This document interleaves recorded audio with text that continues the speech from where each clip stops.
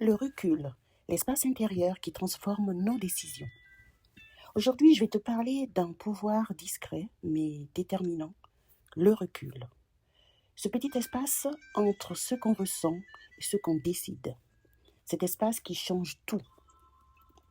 Je me souviens d'une période où je prenais mes décisions trop vite, sous l'émotion, sous la peur, la pression, sous l'envie de régler les choses immédiatement. Un jour, une amie m'a dit « Le recul n'est pas une fuite, c'est une stratégie ». Cette phrase m'a arrêtée, parce qu'elle disait vraiment exactement ce que j'avais besoin d'entendre à ce moment-là. Je ne manquais pas de courage, je manquais juste de distance. Le recul, ce n'est pas hésiter, ce n'est pas procrastiner, fuir, laisser traîner, manquer de confiance.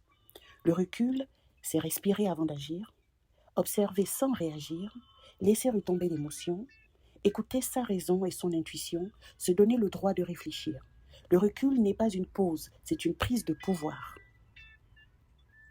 À plus de 40 ans, on a souvent vécu des décisions impulsives, payé le prix de certains choix rapides, appris que tout ce qui brille n'est pas bon, compris que l'émotion n'est pas un guide fiable, développé une intuition plus fine. Alors le recul devient une force, une protection, une sagesse, une manière de dire « je ne veux plus réagir, je veux choisir ». Voici 3 pistes puissantes pour prendre du recul avant une décision. 1. S'éloigner de l'émotion immédiate.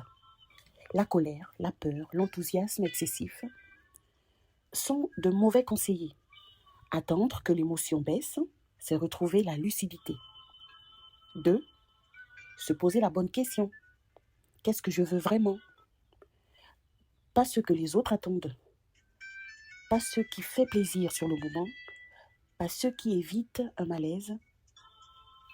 Ce que toi, tu veux. 3. Imaginer les conséquences à long terme. Une bonne décision ne se juge pas au confort immédiat. Elle se juge à la paix qu'elle apporte dans les 6 mois. Aujourd'hui, je te propose un exercice simple.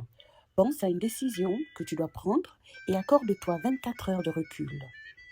Pas pour fuir, pour clarifier, pour respirer, pour écouter ta vérité.